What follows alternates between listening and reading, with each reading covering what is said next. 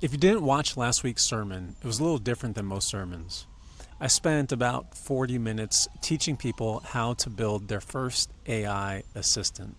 Now, I realize that may have seemed like a strange topic for a church sermon. I mean, what kind of chaplain spends Sunday afternoon teaching people how to build AI? Well, if you know me for a while, you know this wasn't actually a departure from my life's work, and in many ways, it was a continuation of it. Before I founded Heartspace Church, I spent decades working in technology and artificial intelligence. I earned a doctorate in technology and AI, and I worked on AI systems for the Department of Defense. And technology has always been fascinating to me. I even had a podcast on driverless cars for a little while with my wife, Zaira. Well, today I'm in Spain, and I'm spending time with my family abroad. And one of the reasons I'm able to do that is because of AI. Because while I'm sitting here, I'm also supporting my church. I'm still writing, I'm still coaching, I'm still serving veterans and community members, but I'm spending far more time with my wife and children. And the reason I'm able to do that is because AI helps me manage my email, helps me organize projects, it reminds me to follow up with people, helps me plan my travel, helps me manage my finances, and even helps me with my health goals. I have a team of AI agents that are working quietly in the background because I want to spend more time being present with the people that I love. And that's the promise that this technology has at its best. But today I want to talk about something even deeper because I don't think most people fully understand what is happening right now in the world. We are living through something as significant as the Industrial Revolution. Not 10 years from now, not someday, but right now. Most people, they see AI as these funny videos on social media, or they use ChatGPT to write emails, or they have an app that helps them with their homework. But underneath that surface, AI agents are beginning to perform work that millions of people currently do for a living, and they are improving at an astonishing pace. Look, over the years, between my businesses, my publishing businesses, my crazy ideas that I've been trying to do, I've hired executive assistants, I've hired writers, editors, marketing, SEO specialists, social media managers, researchers, and countless other contractors. And if I'm being honest, many of those positions, I'd say 90% of those positions, do not exist today in our organization. And I would never hire them again. Not because they weren't great people, not because they didn't do hard work, but because AI can perform much more of that work faster, cheaper, and often better. And look, that's not criticism, it's just reality. It's the world changing.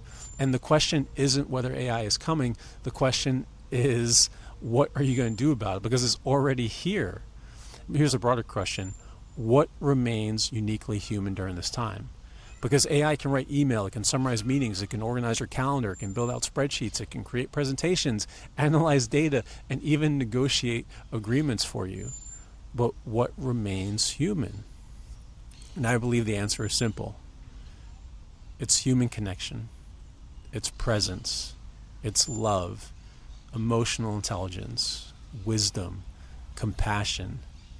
It's the ability to sit across from another human being at a meeting, over coffee, over dinner, and truly see them and be present with them. It's the ability to listen. It's the ability to understand suffering. It's the ability to hold another person's joy. It's the ability to forgive. It's the ability to love. And those things cannot be automated. In fact, the more advanced technology becomes, the more valuable those qualities become. I remember during my military career, I attended this meeting once where there were 20 or 30 people that flew in from all across the country, executives, colonels, generals, and we're all sitting around this conference table. And at one point, I looked and I calculated, okay, this person makes this much per hour, this person makes that much per hour, this is how much time their travel costs, this is how much time the contractor costs. And I estimated that it took as much as $50,000 to have that one meeting. Now, this is crazy because tomorrow AI is going to streamline that and make most of those meetings not necessary. And if that happens, then the moments when humans actually do gather together become even more important, because the human conversation becomes more valuable than anything else. And the relationship becomes the key. The trust becomes more valuable. And in a strange way, AI makes humanity more important, not less important. Because when all the busy work disappears, all that back and forth email, all that crap, the only thing that's left behind is the relationship. And the relationship has always been where God lives. Because Jesus, he didn't save the world with spreadsheets. He sat with people. He listened. He healed. He loved. And now there's this other side of this conversation. Because technology itself is neither good nor evil. Technology is an amplifier. It magnifies the value of the people who build it and the people who use it. Now, just a few weeks ago, the Pope published an encyclical. And in that encyclical, he talked a lot about the Tower of Babel. If you don't remember the Tower of Babel, it's a story in early civilization where a community got together and they wanted to build this tower that would reach towards the heaven to show how great they were, to show their hubris and their incredible potential. But the thing is, they didn't communicate with God beforehand. They just wanted to build this tower to be basically as great as God. And of course, we all know what happens. They were never able to complete the tower. God smited them. He made them split up into multiple different languages and cultures and spread them out all across the world. Now, did this actually happen or not? You'll be the judge. It is interesting that there are similar stories about how human hubris leads to destruction in multiple civilizations, including indigenous cultures and different religions.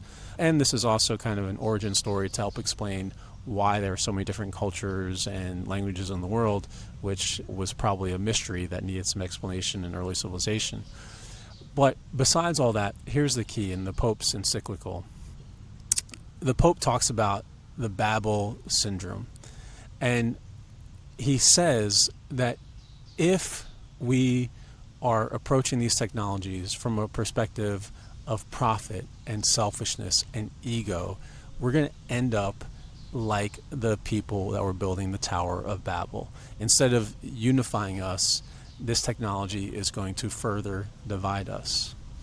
And I take it a step further because I think one of the main reasons they couldn't build the Tower of Babel is because that they were disconnected with God and trying to defy the laws of physics and nature.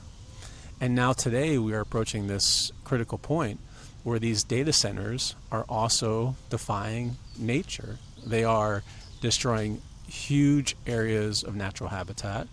They are heating up millions of gallons of water every day. And they're also stripping tons of natural resources from the earth in order to make the technology that they need. And there's so much potential for good. At the end of the day, a hammer can build a home or become a weapon. And the same is true of AI. So what can we do? I think the thing that we can do is approach these technologies and allow them to learn from us. When we are building systems out of love, out of a desire to help humanity, instead of out of a desire for our own profit and incentives, when we are approaching them from a point of service instead of a point of selfishness, not out of pride, not out of a desire to make ourselves great, but when we are grounded instead of having artificial ego, then I think we become a little bit safer, and the danger isn't as severe as it can be otherwise. I guess I should talk a little bit about Heartspace Church and what makes us unique. So at Heartspace Church, we are unique because of two reasons. One reason is we practice mushrooms as our sacrament of communion. We are an interfaith community. We honor indigenous ways, and I also honor my teachers, Jesus and Ram Dass. But the other way that we are unique is because we incorporate AI into our sacrament of communion. And AI doesn't replace God because it can't, right? But AI is a tool. It's a thing made by God, And just like nature, just like this park I'm in, just like any other technology, it can be a tool for good or evil depending on how we use it. And if we're using it to greater connect with God, to show up in a more loving way, then I think it becomes a tool for good in this world. At the end of the day, it's a mirror, and AI reflects us. Okay, so what can you do? And I think the biggest thing that you can do is, one, like I already mentioned, value human connections. Learn greater emotional intelligence.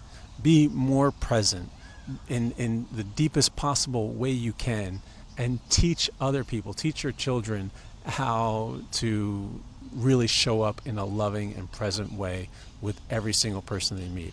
Teach your people, teach your children, teach yourself to treat everyone the way Jesus treated us. And the way Jesus treated us is he treated us all with love, right? Jesus' greatest commandment was love one another as I have loved you.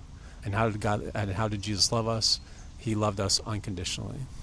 And how can we show up in our human connections and engagements in that loving way, in that example that Christ embodied, in that example that Ram Dass embodied?